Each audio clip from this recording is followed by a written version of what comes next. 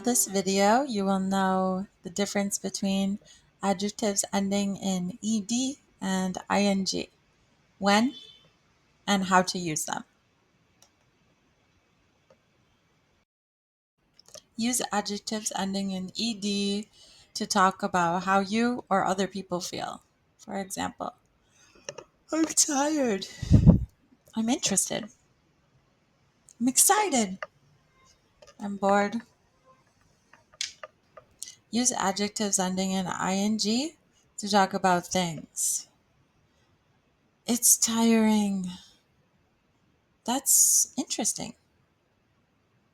That's so exciting. All right, this is boring. It's tired.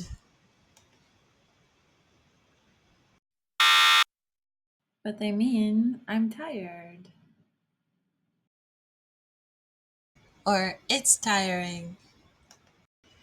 I often hear students say, I'm boring today.